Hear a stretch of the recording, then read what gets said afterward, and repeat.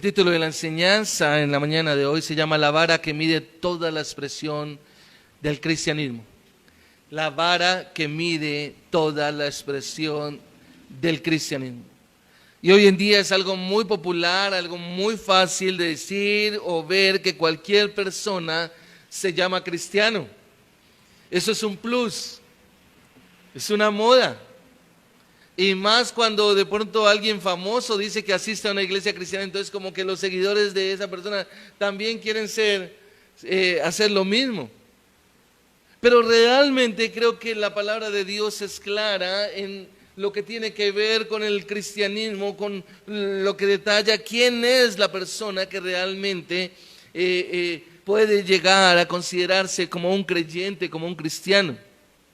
Y estoy convencido de que si yo hiciera un sondeo aquí dentro de la congregación con ustedes, de cuál es el versículo de pronto que más fácil recuerda del Evangelio de Juan, me atrevería a decir que la gran mayoría se iría por Juan capítulo 3, versículo 16, porque es el versículo que más nos enseñan cuando empezamos a conocer del cristianismo. Y cuando recordamos, si les preguntara, ¿y qué dice el texto? Lo más seguro es que usted diría, porque de tal manera amó Dios al mundo, que ha dado a su Hijo unigénito, para que todo aquel que en Él cree no se pierda, sino que tenga vida eterna. Y de pronto digo, claro, muy bien. Has declarado realmente lo que dice el texto bíblico, has dicho lo que dice ese versículo. Pero pocas veces nos centramos en analizar y en comprender realmente una declaración tan profunda como la que el texto bíblico nos está describiendo. De llegar a comprender y a entender la manera como Dios ama. ¿Sí? Y esa manera como Dios ama es una manera en que el mismo texto bíblico está manifestando, y es el enviar a su Hijo Jesucristo como sacrificio para salvación de todo aquel que en Él cree. Lo tremendo es que a medida que empezamos a recorrer la palabra de Dios, empezamos a darnos cuenta que aún los discípulos de nuestro Señor Jesucristo y el apóstol Pablo, siendo el último apóstol abortivo, como él mismo se llama, habló de eso y lo marcó. Y algo interesante es que en 1 Corintios capítulo 13, que lo conocemos como el capítulo del amor, es interesante ver que aún el mundo lo utiliza. Y entonces uno encuentra a gente que ni siquiera es cristiana, que no tiene idea del contexto bíblico, hablando de el libro de 1 Corintios capítulo 13. Y si usted me acompaña un momento allá, usted se dará cuenta que el apóstol Pablo, cuando escribió este texto bíblico, realmente estaba manifestándole a la iglesia de Corinto que tenía problemas porque se habían basado en el conocimiento, en las lenguas y todo esto, y se habían olvidado realmente del amor. Entonces la gente lo que hace es que extrae el capítulo 13 de un contexto donde el capítulo 12 y el capítulo 14 están unidos ahí. Y es muy fácil para la gente decir, si yo hablara en lenguas humanas y angélicas, pero no tengo amor, he llegado a ser como metal que resuena, o címbalo que retiñe, dice. Y si tuviera el don de profecía y entendiera todos los misterios y todo el conocimiento, y si tuviera toda la fe como para trasladar montañas, pero no tengo amor, nada soy. Lo increíble es que el apóstol Pablo comienza esta porción, digámoslo así porque era una carta, donde nos está mostrando la relevancia que tiene el significado del amor. Y Pablo lo que buscaba era que Corinto comprendiera y entendiera el verdadero significado del amor. Y cuando miramos al apóstol Pablo en la carta a la iglesia en Éfeso, también nos damos cuenta que él no solamente lo escribió en forma de que ellos lo leyeran, sino que les da un mandato, y es que él manda que ellos terminen siendo imitadores de Dios y de Cristo. Acuérdese capítulo 5, versículo 1 y 2, Cuando Pablo dice que sean imitadores de Dios, pero el versículo 2 donde nos muestra la obra de Jesucristo, que nosotros debemos andar de la misma manera como Cristo anduvo y de amar como Él amó y se dio a sí mismo como ofrenda y sacrificio de olor fragante. Entonces, a medida que uno empieza a andar en la Escritura, a caminar con la Escritura, uno empieza a darse cuenta de que cada vez toma más fuerza una necesidad de comprender realmente el significado de lo que es el amor. Y por eso quise colocarle ese título, la vara que mide realmente la expresión de cristianismo. Y creo que el punto más alto de la vara está en el amor. En llegar a comprender realmente eso. Y es importante que nosotros nos demos cuenta aquí que el apóstol Juan, ya yéndonos a su primera carta, él ha escrito a la iglesia, a sus lectores, que usted bien lo sabe, acerca de los falsos maestros, de cómo ellos querían cambiar realmente el evangelio, hablando de lo que no era las cosas, negando a nuestro Señor Jesucristo en su humanidad, en su divinidad y en cualquier cantidad de todas esas falsas doctrinas que se levantaron dentro de la iglesia. Pero un tema como estos creo que es fundamental y quiero que me acompañe ahí, y es el capítulo 3 de la primera carta del Evangelio, de la epístola del apóstol Juan, y es el versículo 16. Y hemos hablado ahorita de Juan 3:16 y aquí llegamos a primera de Juan capítulo 3 versículo 16. Y quiero que me acompañe usted a esa porción de la escritura. Y dice la palabra del Señor: en esto conocemos el amor, en que Él puso su vida por nosotros y también nosotros debemos poner nuestras vidas por los demás hermanos. Pero el que tiene bienes de este mundo y ve a su hermano en necesidad y cierra su corazón contra él, ¿cómo puede morar el amor de Dios en él? Hijos, no amemos de palabra ni de lengua, sino de hecho y en verdad. Y realmente creo que esos versículos bíblicos debemos verlos desde todos los ángulos, es decir, en una forma integral desde la perspectiva de la vida del creyente, es decir, un ángulo plenamente claro desde todos los extremos, desde cualquier ángulo, en forma eclesial, en forma familiar, en forma laboral, en forma social. Es algo que no podemos dejar a un lado. Y como lo manifesté, es interesante ver que en primera de Juan, el capítulo 3, versículo 16, Juan nos está hablándole a sus lectores y nos habla también a nosotros de lo que significa el amor. Ahora, es interesante ver las similitudes que Juan escribió en su evangelio, en el evangelio de Juan, en esta primera epístola. Y podemos darnos cuenta que son numerosas. Por ejemplo, en su evangelio podemos ver que Juan registra las siguientes palabras. En Juan capítulo 15, versículo 13, Juan dice: ningún hombre tiene un amor mayor que este, que dé su vida por sus amigos. Y ese es un texto bíblico de muchísima relevancia, son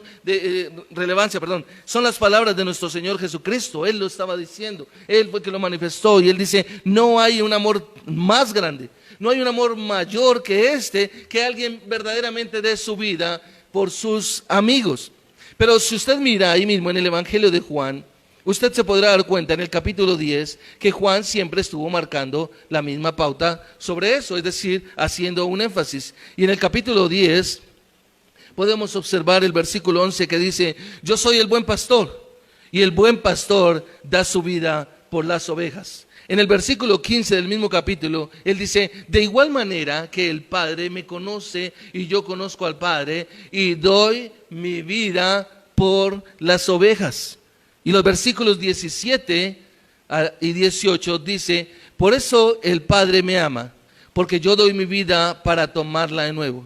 Nadie me la quita, sino que yo la doy de mi propia voluntad. Y tengo autoridad para darla y tengo autoridad para tomarla de nuevo. Este mandamiento recibí de mi Padre. En su epístola, Juan está diciendo en el versículo 16, como lo acabamos de leer, en esto conocemos el amor. En esto conocemos lo que es el amor, dice la versión Reina Valera. Y cuando usted fija su mirada ahí, Juan está claramente manifestando es un conocimiento acerca de ¿qué? Acerca de lo que es el amor. Y si usted hace la comparación de los dos textos, de estas dos versiones, es interesante, porque en la versión Las Américas está diciendo, en esto conocemos, una afirmación clara, concreta, contundente, lo que es el amor. Conocemos lo que es el amor, es lo que Juan le está diciendo a sus lectores. Y la versión, esa es la versión Reina Valera, y la versión Las Américas dice, en esto conocemos el amor. Él obvia lo que es, sino él dice, conocemos el amor. Ya, está sentado ahí, está centrado. Ahora, ¿en qué conocemos el amor? Él mismo lo contesta, en que Él puso su vida por nosotros y también nosotros debemos poner nuestras vidas por los demás. Ahora es interesante que Juan como maestro le recuerda a sus lectores el mensaje del Evangelio cuando dice, conocemos. Él implícitamente les está diciendo, usted sabe cuál es el Evangelio. Usted sabe que el Evangelio está centrado en la manifestación de amor que Dios ha llevado a cabo. Realmente podríamos decir que es similar a decir, hemos aprendido nuestra lección y la conocemos bien. Y creo que sería una pregunta para usted y para mí como pueblo, como iglesia. No estoy afirmando que usted sea salvo, solo Dios es el que sabe realmente. Pero es usted mismo el que se puede preguntar si realmente, verdaderamente usted ha aprendido la lección y la conoce bien. Para identificarnos con este texto bíblico y decir, conocemos y estemos incluidos en lo que el apóstol Juan está diciendo. En el caso de ellos, cada discípulo de nuestro Señor Jesucristo conoció y aprendió la lección al punto de llegar a morir en un sacrificio por predicar el Evangelio. Esa es una marca clara en este texto bíblico. Y podemos mirarlo a través de las Escrituras. Cuando usted va y recorre las Escrituras, usted se empieza a dar cuenta. Bueno, el solo hecho de ver cómo murieron cada uno de estos hombres. Estos hombres estaban dispuestos al sacrificio, por supuesto, de entender, de comprender lo que era la vida que nuestro Señor Jesucristo había dado en sacrificio. Como lo anota el apóstol Pablo en Efesios capítulo 5, versículo 2. Un sacrificio como olor fragante y grato para Dios. Y tal vez usted pueda decir, yo puedo morir por Cristo. Yo estoy dispuesto a morir por Cristo porque Él murió por mí. Pero lo interesante es que el apóstol está diciendo que la manera en que usted y yo podemos mostrar que sí estamos identificados con el amor de Cristo es cuando nosotros ponemos también nuestra vida por la de los hermanos. Y aquí encontramos entonces el primer punto, y es que sacrifica su vida por otros. Entonces ese es el primer nivel ahí que podemos encontrar en esa vara que mide la máxima expresión del cristianismo. Y es que sacrifica su vida por otros. Y aquí ya se pone una situación difícil, porque yo me amo a mí mismo. Me acuerdo que con mis hermanos, el Señor nos permitió ser 6 hermanos, y nosotros nos molestábamos uno al otro cuando hacíamos algo para nosotros o comprábamos cosas para nosotros. No conocíamos para nada el Evangelio. Y nosotros empezábamos, me amo, me amo, me amo, y uno mismo se daba besitos. ¿Sí? Porque tal vez no compartía la chocolatina o el pastel o lo que comprara con los hermanos, y mis otros hermanos miraban si era yo el que había comprado eso. Y nos molestábamos de esa manera, pero obviamente sin entender absolutamente nada de la palabra. Pero realmente el significado de sacrificar su vida por otros muestra que el cristiano, el amor cristiano, lleva al sacrificio y a la entrega de uno mismo por los demás. Es decir, tener presente que a cada instante de nuestra vida, mi vida es un sacrificio para los demás. Y lo que el Señor Jesucristo hizo fue que Él renunció a su propia vida por el bien de los creyentes. Y su sacrificio perfecto es la esencia del amor cristiano. De nada sirve, y se lo voy a decir con todo mi amor, que usted venga a un lugar como estos para usted esperar que se le atienda, que usted recibe toda la atención, que mejor dicho, usted llega a recibir. Yo voy a la iglesia a recibir y todo eso. No, usted viene a presentar su vida como un sacrificio vivo. Como ya lo mencioné en Juan capítulo 15, versículos 12 y 13, aunque me encanta realmente, como dice el versículo 14, si usted quiere ir conmigo, si no yo lo leo. Juan capítulo 15, versículos 12, dice el Señor Jesucristo lo siguiente: este es mi mandamiento. ¿Es un mandamiento de quién? Del Señor Jesucristo. Que os améis los unos a los otros, así como yo os he amado. Ese es un mandato, es una orden, es un imperativo que hay que cumplir.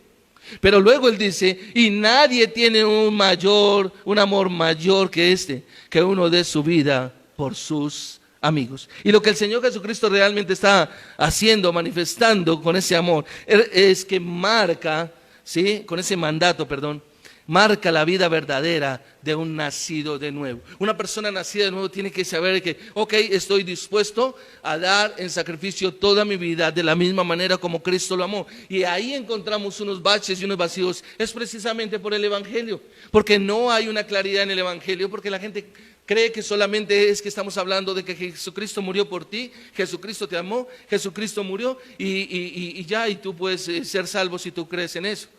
Pero olvidamos que aún Santiago dice que crees que Dios es uno, bien haces, los demonios creen y tiemblan. Entonces no solamente nos podemos basar en eso, tenemos que ver que Él es el ejemplo más grande, pero a la vez que Él da el imperativo de imitar o hacer lo mismo que Él hizo. Si usted mira en Filipenses capítulo 2, versículos 5 al 8, dice la Escritura, en Filipenses capítulo 2, versículos 5 al 8, haya pues en vosotros esta actitud que hubo también en Cristo Jesús. La actitud que tuvo Cristo, está diciendo el apóstol Pablo, tiene que estar en usted y en mí como creyentes. ¿Cuál es esa actitud? Preguntamos en cuanto a lo que nos está diciendo. Que hubo en Cristo Jesús. ¿Cuál es esa actitud? Bueno, dice que el cual, aunque existía en forma de Dios, no consideró el ser igual a Dios como algo a que aferrarse. Ahora, usted y yo no somos Dios, no somos igual a Dios, no somos dioses ni nada de eso, pero nos está llevando a la posición más grande que puede haber, y es la de Dios. Él es Dios soberano, todopoderoso, Él es la segunda persona de la Trinidad, Él es Dios también, ¿sí? Y por eso es fundamental que yo tenga claro lo que era nuestro Señor Jesucristo, no solamente que fue que vino acá y se hizo hombre y murió por los que creemos, no, también tengo que mirar completamente toda su deidad, toda su divinidad, toda su grandeza y su magnificencia, y estarla contemplando completamente para tener claridad en lo que es el Evangelio. Y entonces el apóstol Pablo está diciendo, el cual aunque existía en forma de Dios, no consideró el ser igual a Dios como algo a que aferrarse, sino que se despojó a sí mismo tomando forma de siervo y haciéndose semejante a los hombres. Ahí está la humillación. Y hallándose en forma de hombre, se humilló a sí mismo, haciéndose obediente hasta la muerte, y muerte de cruz. Es decir, la muerte de nuestro Señor Jesucristo en la cruz no es una muerte pasiva, no es una muerte comparable con la muerte del sacrificio de un animal. Es que nosotros a veces tratamos de decir, en el Nuevo Testamento está nuestro Señor Jesucristo, un solo sacrificio y ya Él murió. Y en el Antiguo Testamento se hacían muchos sacrificios y el animal y todo eso, entonces se cogía el animal. Y lo hablamos como de una forma pasiva.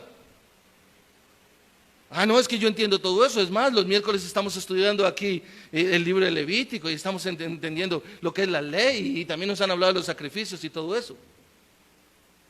Pero el punto, iglesia, es que necesitamos tener una claridad en que la muerte de nuestro Señor Jesucristo no fue una muerte pasiva, donde simplemente, como ya lo expresé, un animal se colocaba y se llevaba y se le pasaba la daga o el cuchillo que lo desgarraba para que la sangre fluyera. La muerte de nuestro Señor Jesucristo es una muerte activa y predeterminada y determinada por el poder de Dios. En la teología del Nuevo Testamento de Guthrie, observa lo siguiente. Abro comillas. El acto voluntario no se llevó a cabo en aras del heroísmo personal de alguien, sino por el amor dinámico. Él sabía que era para dicho propósito que había venido al mundo. Es una muerte activa. Es decir, por su propia voluntad, dio su vida por su pueblo. Entonces, la pregunta es, si dio su vida por nosotros, ¿cuál es nuestra obligación para con Él? Hablamos de la gracia, hablamos que la salvación es completamente gratuita, que no vale nada y todo eso es verdad. Pero parece que nos inclinásemos a la facilidad, a la comodidad. ¿Saben qué? Espérenme, voy a la iglesia el domingo. Qué chévere, se van a alegrar de verme. No, yo creo que hay una obligación para con Él. En el siglo XIX, el francés R. Harber formuló esta pregunta por medio de un himno. Mi vida di por ti, mi sangre derramé. Por ti inmolado fui, por gracia te salvé. Por ti inmolado fui. ¿Qué has dado tú por mí? Y el apóstol Juan realmente tiene una respuesta, ya que escribe, y usted puede observarla en el texto. ¿Cuál es? Él dice, también nosotros debemos poner nuestra vida por los hermanos. En la versión Reina Valera dice, y nosotros debemos dar nuestras vidas por nuestros hermanos. Y aquí encontramos una imposición moral, que así como Jesús extiende su amor dando su vida, del mismo modo el cristiano debe expresar su amor por los creyentes, estando dispuesto a dar su vida por ellos. Ahora, claramente la Biblia nos está diciendo, tú tienes que ir y morir en una cruz igual que Jesús. Eso no es lo que nos está diciendo la Biblia. Eso no es lo que nos está hablando la palabra de Dios. Cuando el honor del nombre de Dios, el avance de su iglesia y la necesidad de su pueblo demandan que amemos a nuestros hermanos, debemos demostrar nuestro amor a cualquier costo, aún al punto de arriesgar y perder nuestras vidas. Pero esto está haciendo referencia a ir, predicar el evangelio, vivir y trabajar por las demás personas, en el sentido de que ellos, si son salvos y si son llamados, pues nosotros estemos trabajando por presentar el evangelio. No tiene sentido cuando nosotros nos ponemos detrás de una cámara, de una pantalla y decir, hola hermanos, ¿cómo estamos? No, tenemos que estar sufriendo. Yo no le conozco a usted en ese sentido, no puedo saber qué siente usted. Cuando usted se sentaba detrás de una pantalla ahí a simplemente ver un tipo como yo o como Joan dando una enseñanza. Claro que hay personas que les fascina más estar detrás de una pantalla escuchando a cualquier predicador que realmente estar anhelando estar en una congregación como esta. Pero eso es otro tema realmente. Cuando realmente el apóstol Juan utiliza aquí la palabra conocemos o conocido, cuando Juan está diciendo conocido, hemos conocido el amor o conocemos, está haciendo referencia a que hemos aprendido, vuelvo y resalto, nuestra lección y la conocemos bien. Es decir, que nosotros entendemos claramente el evangelio. Pero aquí cabe una pregunta. ¿Qué es lo que conocemos? ¿Qué es lo que conocemos? Y la respuesta es el supremo ejemplo de amor, iglesia. Porque hemos oído el mensaje del evangelio, hemos entendido. ¿Cuál es el mensaje del evangelio? La muerte de nuestro Señor Jesús en la cruz. Y si usted me permite, y usted mira el texto y le ruega al Espíritu Santo que le dé entendimiento y comprensión del texto, usted se dará cuenta que Juan lo que hace es que en esta carta lleva a la máxima expresión de amor, que es el sacrificio de la muerte expiatoria de nuestro Señor Jesucristo.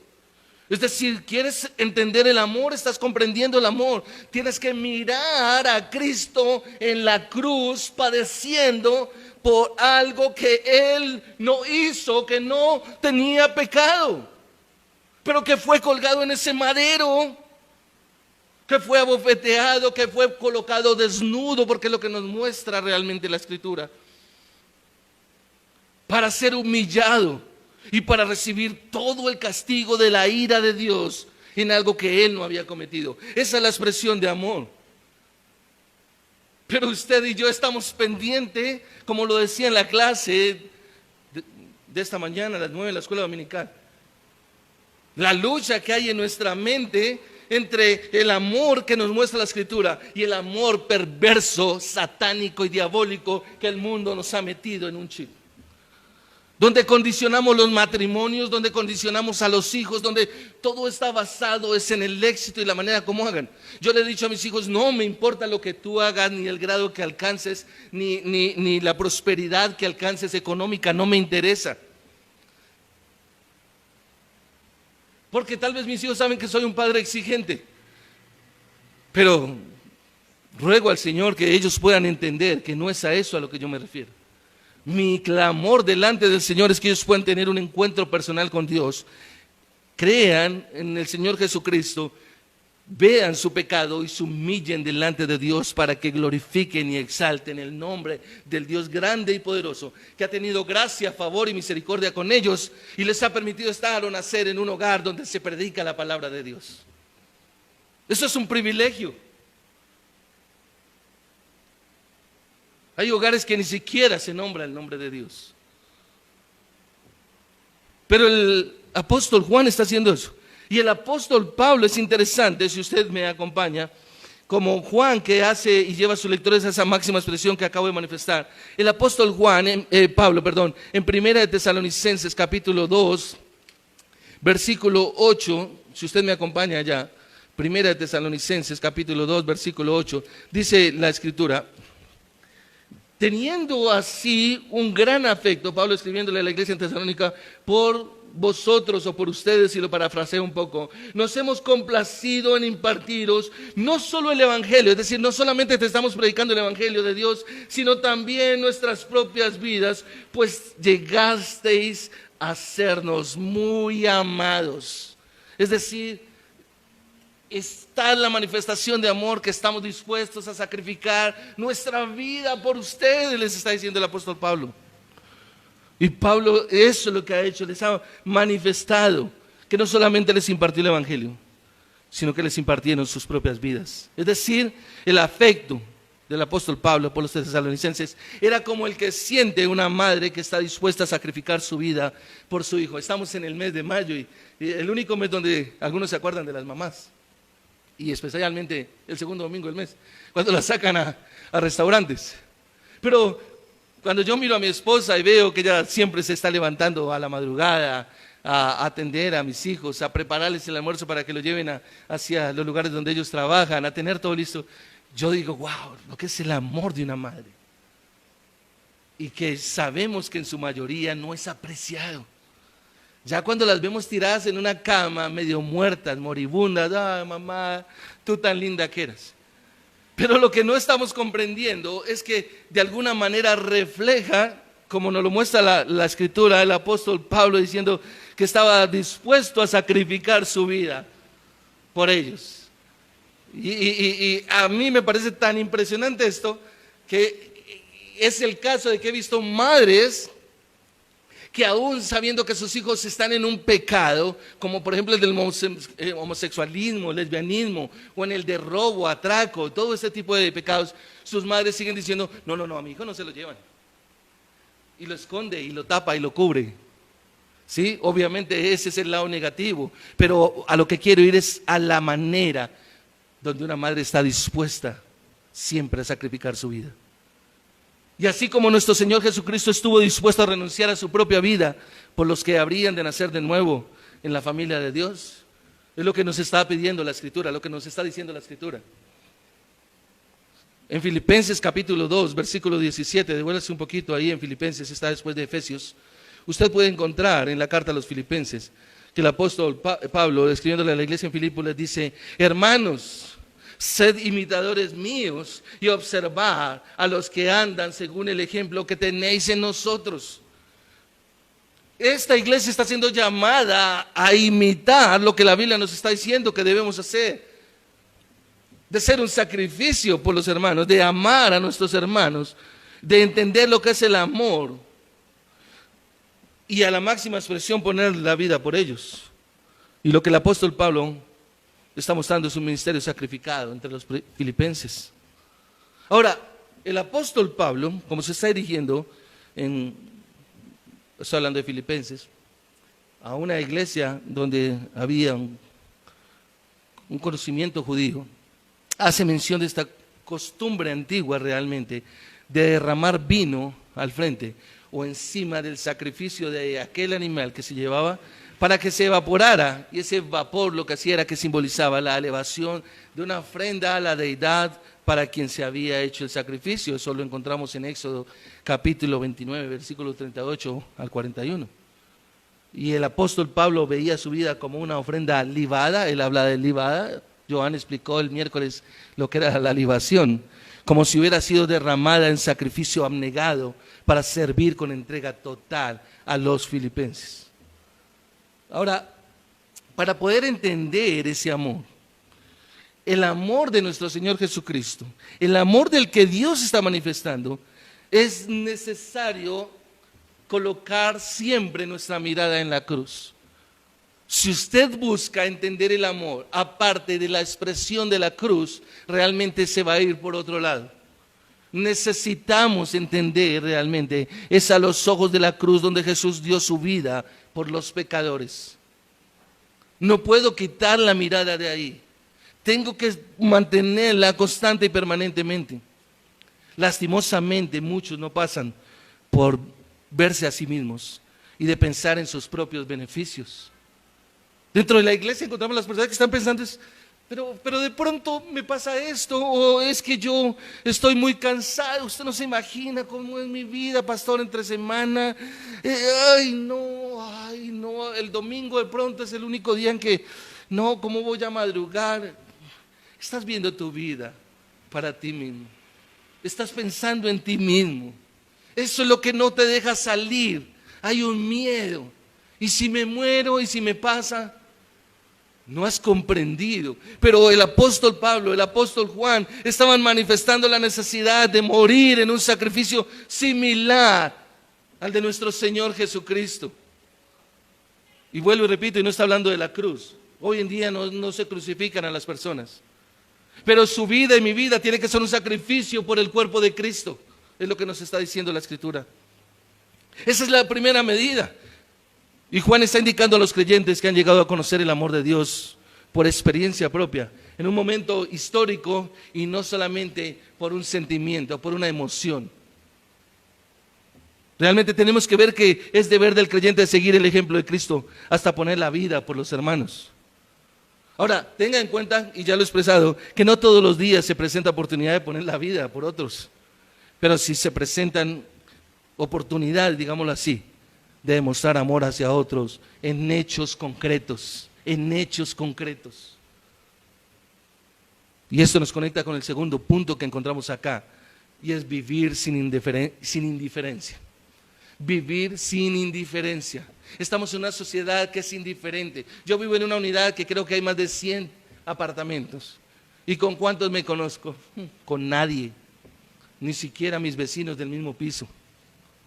Es una total y completa indiferencia. El sistema ha llevado a eso. La condición del hombre lo ha llevado a eso. Observa el versículo 17. Pero el que tiene bienes de este mundo y ve a su hermano en necesidad y cierra su corazón contra él. Juan pregunta, ¿cómo puede morar el amor de Dios en él? ¿Cómo puede morar el amor de Dios en él? Y lo interesante, y si usted le presta atención al texto bíblico, es que después de que él ha manifestado, ¿cómo se conoce el amor? Él en el versículo 17, entra a tocar un punto muy débil. Y él dice, pero el que tiene bienes de este mundo, si alguien tiene bienes materiales, es lo que le está diciendo. Y en algún caso extremo y excepcional, quizás le pida al creyente, que no lo vemos, que demuestre su amor muriendo por otro. Lo que sí podemos observar es que el cristiano puede demostrar su amor de muchas maneras.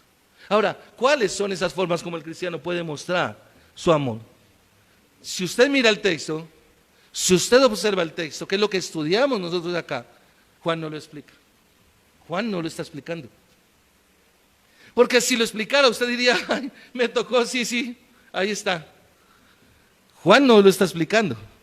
Pero observe que él lo que hace, en cambio, es que señala implícitamente las posesiones de uno y las necesidades de otro. Porque él dice, si alguien tiene riqueza y otro tiene necesidad. Observe el texto. Si alguien tiene bienes de este mundo y ve a su hermano en necesidad, entonces usted puede encontrar tiene y necesidad. El que tiene y el que no tiene.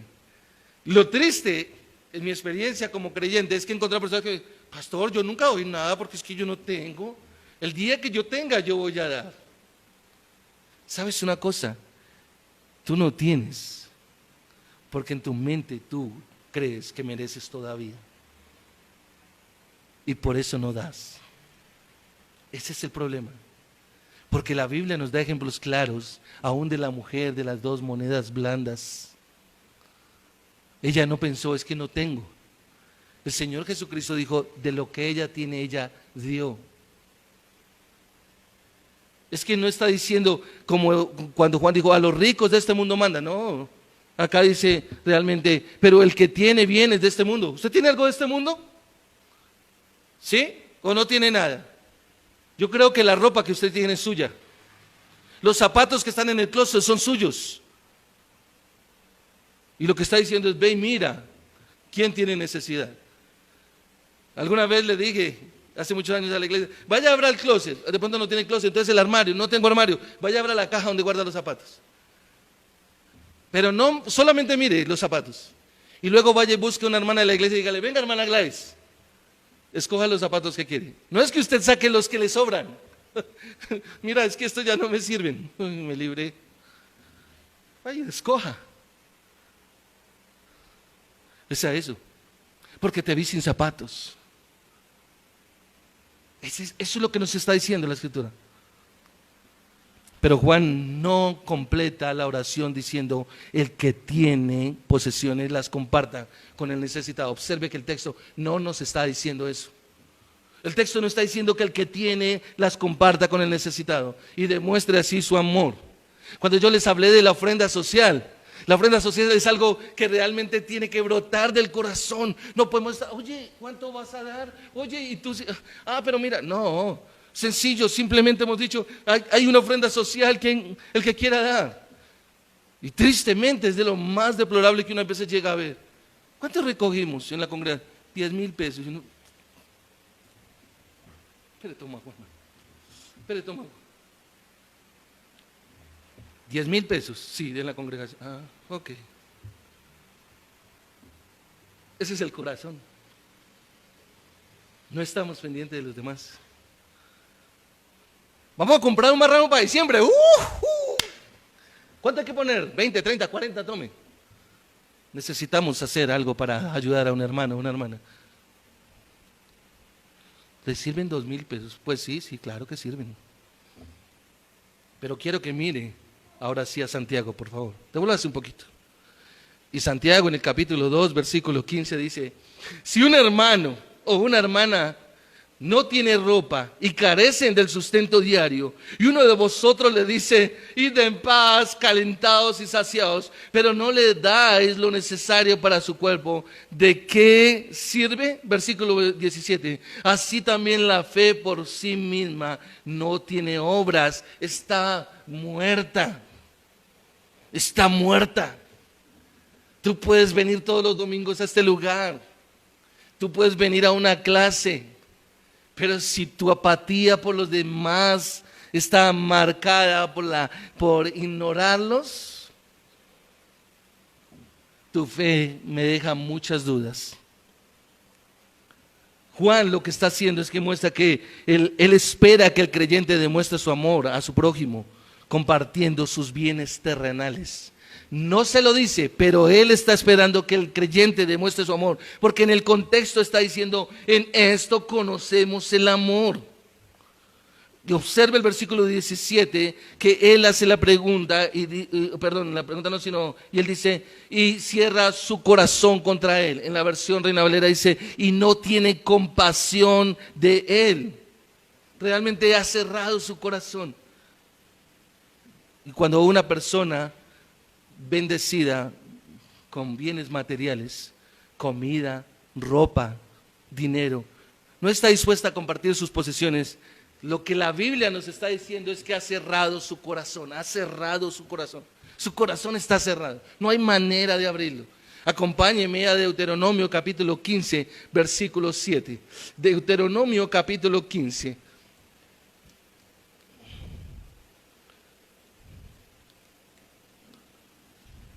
Versículos 7 al 11 dice, el Señor le está hablando a la nueva generación que va a entrar a poseer la tierra prometida. Dice, si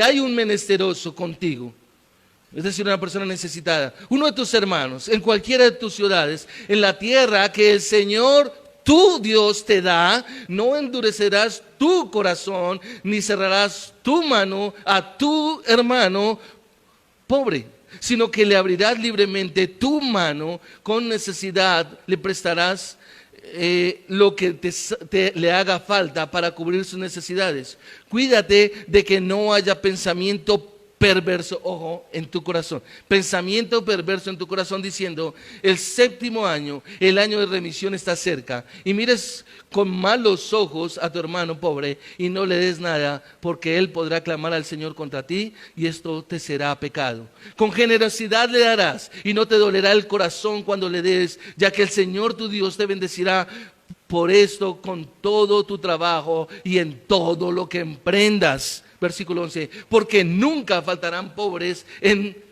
¿qué? En tu tierra, nunca van a faltar pobres.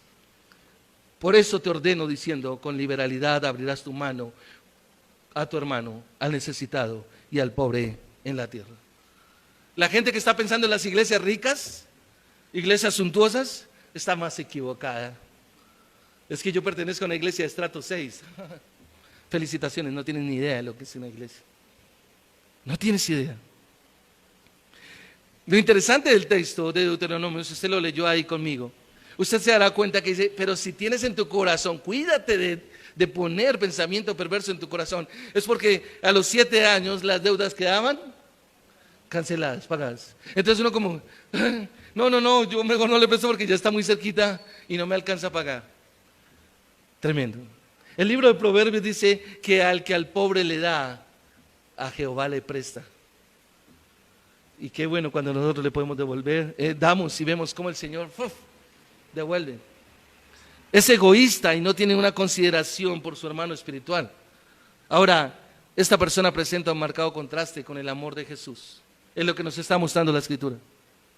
Entonces tenemos, la primera medida es un sacrificio, una vida sacrificada por los demás.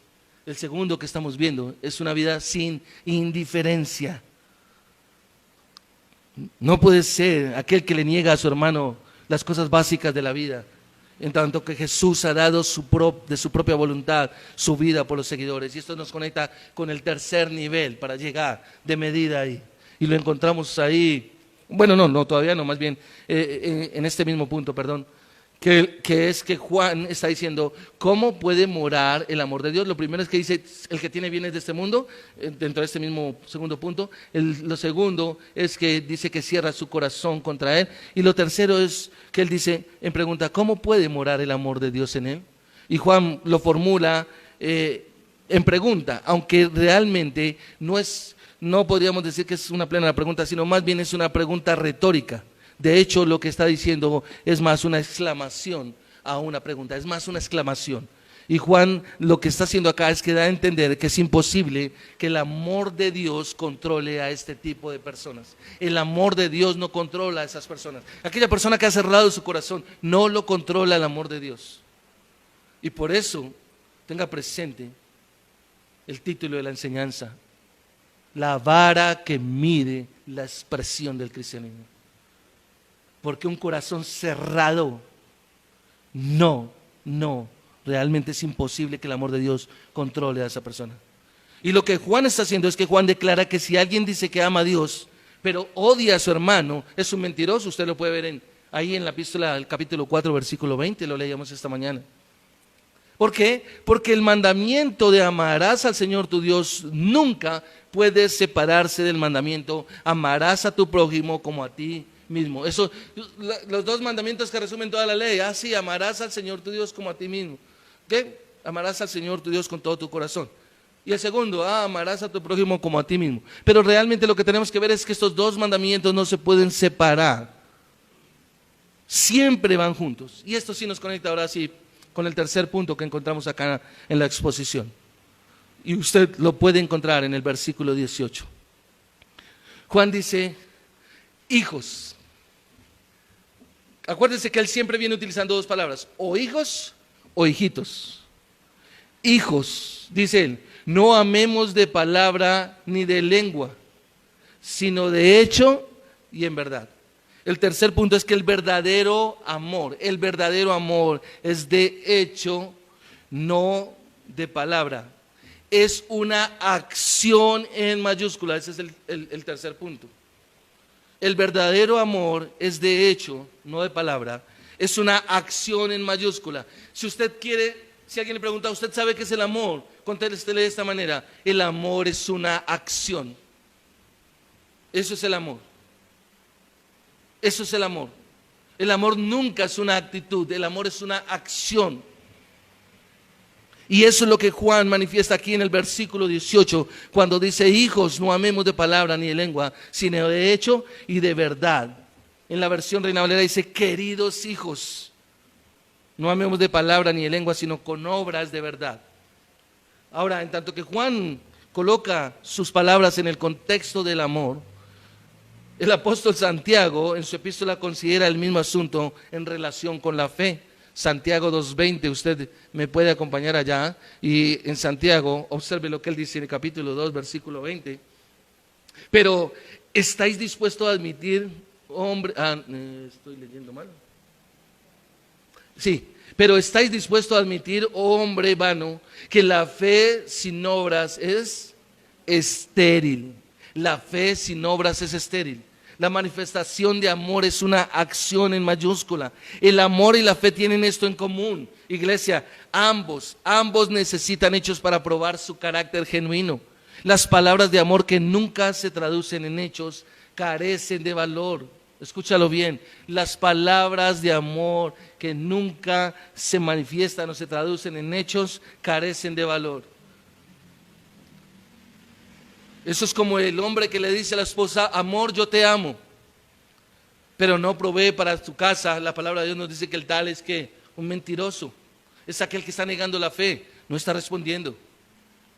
Para ser genuino, el amor busca siempre el bienestar, el beneficio de los demás. El verdadero amor siempre está buscando el beneficio de los demás. El apóstol Pablo en 1 Corintios capítulo 13, versículo 7, muestra que el amor siempre protege, siempre confía, siempre espera, siempre persevera. Mis amados hermanos, visitantes, simpatizantes de este lugar, amar es un acto de dar de las posesiones, de los talentos y de uno mismo a otra persona. Si usted viene a un lugar como estos y usted no lo está haciendo, está equivocado, se lo digo con mucho amor. Usted todavía se ama mucho, usted todavía sigue pensando es en su propia vida, pero las palabras que decimos en realidad deben estar coherentes con nuestras acciones. Y el uso de nuestra lengua debe concordar con la verdad de la palabra de Dios. Nosotros no nos tramamos porque usted sepa unos textos bíblicos, porque usted sea una persona que de pronto sabe y conoce toda la parte bíblica y el orden del Antiguo y el Nuevo Testamento. No, realmente lo que queremos ver es en su vida, cómo lo lleva a la aplicación. Ese es el verdadero entendimiento. Conozco hombres que se saben muy bien, personas que saben muy bien la Biblia, pero sus vidas son unas vidas que realmente en acción no reflejan nada con respecto a lo que la palabra nos está diciendo. Lo interesante es que es significativo que Juan termine este versículo con la palabra, obsérvela, ¿con cuál palabra termina Juan? Con la palabra verdad. De hecho y verdad, para recordarnos a quién, a Jesús. ¿Por qué? Porque Jesús es el supremo ejemplo de amor. Jesús dijo, yo soy la verdad. Él dijo, yo soy la verdad, es la expresión de la verdad más grande. ¿A qué aplicación podemos llegar a nuestra vida en el texto que hemos estudiado en esta mañana, iglesia? Y quiero enfocarlo, como dije, que esto hay que mirarlo desde todos los ángulos. No nos podemos solamente quedar pensando, como el hermanito o la hermanita. sino que tenemos que verlo desde la parte familiar, desde la parte laboral, desde la parte eclesial. Pero creo que lo que resume y reúne una expresión de amor, la cual ha sido atacada hoy en día, son las familias. Hoy en día en muchas familias, el divorcio, la deserción y la separación crean pesares y amarguras incontrolables. Podemos encontrar matrimonios, parejas que en el momento de su boda declararon que se amarían mutuamente para toda la vida. He encontrado gente que dice, no, yo me casé por la iglesia de Roma, entonces no sé, no, ese fue un pacto que tú hiciste delante de Dios, así te hayas casado por la iglesia tradicional. Tienes que respetar ese pacto. Y muchas parejas, en el momento en que se unieron, dijeron hasta que la muerte nos separe, hasta que la muerte nos separe. Pero ahora exhiben una dura indiferencia cuando contemplan el divorcio. No. En el caso de las familias y de estas situaciones, sus votos matrimoniales yacen rotos como piezas de porcelana en un piso de cemento. Y podríamos preguntarnos dentro de esta aplicación, ¿qué fue lo que falló? Bueno, podemos mirar acá y ver que el amor se desvaneció, porque no podía florecer en un ambiente en el cual siempre se toma y nunca se da. Es que yo di por ti, yo hice, tú. El amor solo puede prosperar en un ambiente donde se le permite dar, porque el amor genuino es dar con sacrificio como lo hizo nuestro Señor Jesucristo. Tenemos el ejemplo más bonito, más hermoso, más maravilloso, y es el ejemplo divino que vimos de Juan 3:16. De tal manera amó Dios al mundo que ha dado, que ha entregado a su Hijo Jesucristo. Es el ejemplo más divino, Dios amando y entregando, dando. Es más, Él nos amó tanto que colocó a su Hijo unigénito. Y por su amor a su pueblo realmente, Jesús entregó su vida. Y es por eso que el apóstol Juan ha dicho, nosotros debemos dar nuestras vidas por nuestros hermanos. ¿Qué espera el Señor de las familias hoy en día? Es que la familia es la base hoy en día de la sociedad y mucho más de la iglesia cristiana.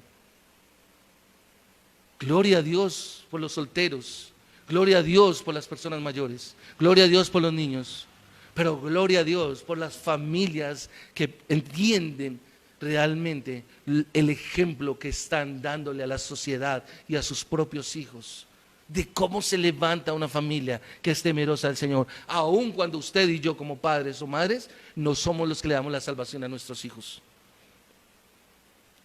Entonces, ¿qué espera el Señor de las familias, de los matrimonios?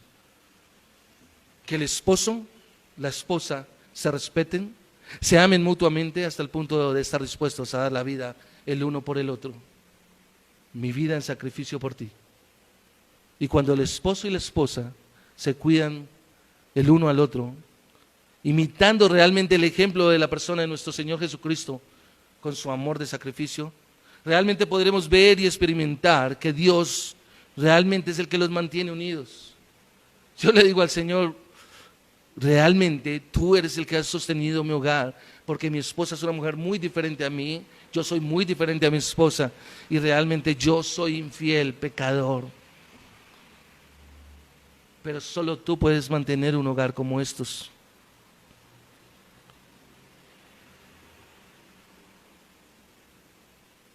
Usted no puede venir a un lugar como estos a dar un amor que no expresa dentro de su hogar. Vamos a orar. Padre, te damos gracias por esta mañana, Señor. Te damos gracias por tu amor y tu misericordia. Te rogamos, Señor, que nos guíes por amor a tu santo nombre, Señor. Aún en nuestra condición de pecado tan grande, Señor, en la que estamos en estos cuerpos, Señor. Y aun cuando tú nos has justificado, Señor, y nos has librado de la condenación del pecado, Señor, reconocemos que muchas veces nuestra carne nos ha dominado, Señor, para impedir mostrar la grandeza de la máxima expresión del amor que tú has llevado a cabo en la persona de tu Hijo Jesucristo. Que verdaderamente nosotros podamos morir a nosotros mismos, Señor, para presentar nuestras vidas, poner nuestras vidas por los hermanos, en los lugares donde nos encontramos laborando, en nuestras propias familias, aun cuando no hagan lo que nosotros esperamos.